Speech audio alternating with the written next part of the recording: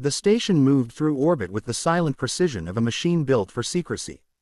Every corridor aboard Orbital Citadel 7 was watched by sensors that never slept, guarded by soldiers trained to react before danger even revealed itself. Nothing entered the station unnoticed. Yet when the small human shuttle arrived, it carried no fleet escort, no diplomatic banners, no military markings.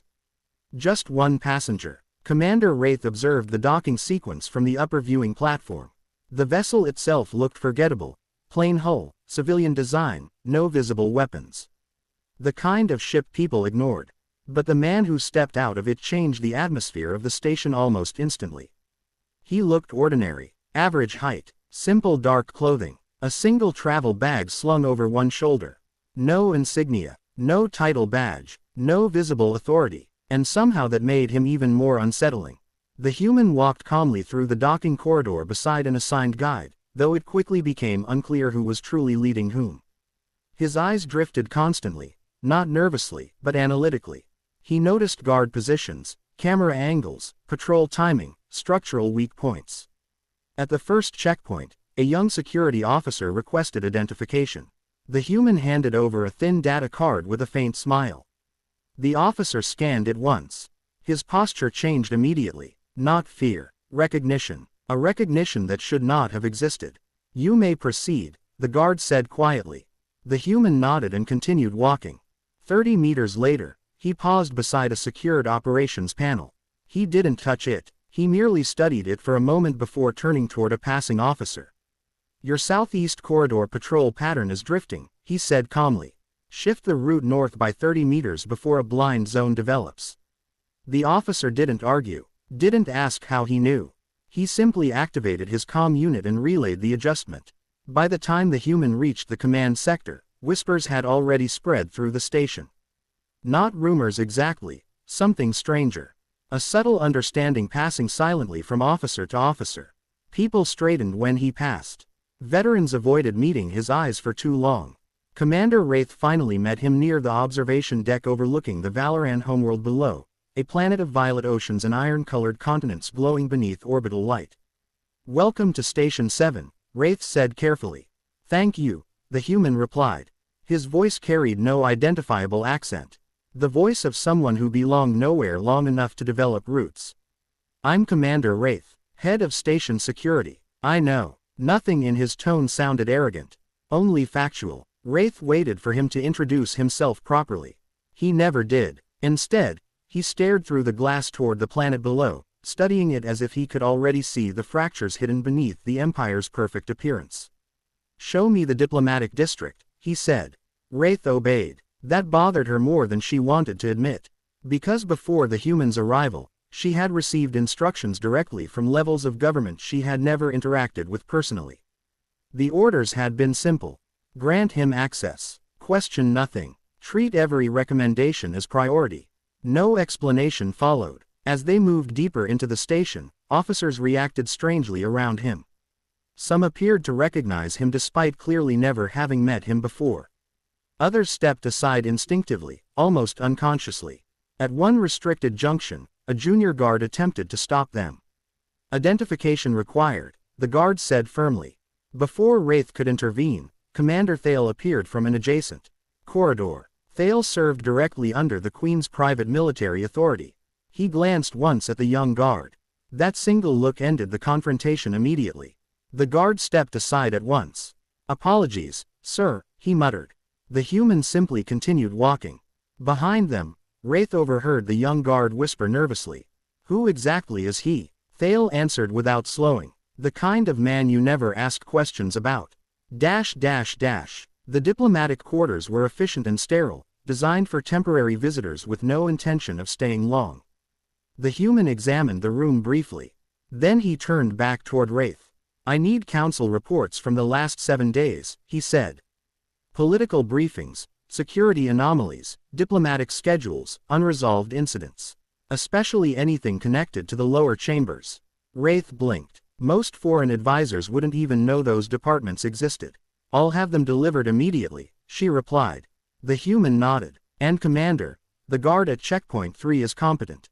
Make sure that appears in his next evaluation." For the first time since his arrival, Wraith genuinely felt unsettled. Because the human noticed everything. Not only weaknesses. People. Morning aboard the station began with artificial sunlight washing across metal corridors. The human had apparently never slept. At 0600 hours, he was already inside the War Operations Center reviewing classified tactical data beside Captain Sella, a veteran officer with 15 years of intelligence experience. He scanned reports with impossible speed. Hours passed before he finally spoke. Sectors 7 and 9 have sensor desynchronization, he said quietly. 0.3 of a second delay. Large enough for a stealth vessel to cross undetected. Sella verified the data. He was correct. Again. Moments later he added, someone modified your backup communications architecture. Professionally done. But the redundancy pattern reveals intent. What intent? Sella asked cautiously. They wanted the ability to disable main power while preserving hidden communications traffic. Silence filled the room. That information existed above Chella's clearance level. The human had uncovered it in minutes. By midday, the station had begun reorganizing itself around him without anyone formally acknowledging it. Then the unidentified ship arrived. No transponder. No response to hails. Military profile. Approaching directly from deep space. Alarm protocols activated instantly. Weapons armed. Shields raised. Officers flooded the war room. The human entered 30 seconds later. He studied the tactical display in silence while tension spread across the chamber. Finally he asked, what's their power signature? Minimal, Sella answered. Weapons inactive. The human nodded slowly. Stand down defensive weapons. The room froze. Even veteran commanders stared at him in disbelief. Everything about the situation screamed danger. But the officer in command had already received the same instructions as everyone else. Support the human. No questions. Power down weapons, the commander ordered reluctantly. Uneasy silence followed. The unidentified vessel continued its approach. 1 minute before entering firing range, it finally transmitted diplomatic authorization codes. Valid codes. Ancient codes. Krell codes. The room went cold. The Krell had not contacted the Valoran Empire in 30 years, not since the war that nearly destroyed both civilizations. Yet the human had known they were not hostile before anyone else understood what they were seeing. And somehow, nobody asked how. The Krell delegation docked under armed escort. Insect-like figures stepped through the airlock, their metallic translation devices clicking softly with every movement. The lead diplomat stopped immediately upon seeing the human. Recognition passed between them. You are the human, the Krell envoy said. I am. The Queen believed you would understand what cannot be spoken openly.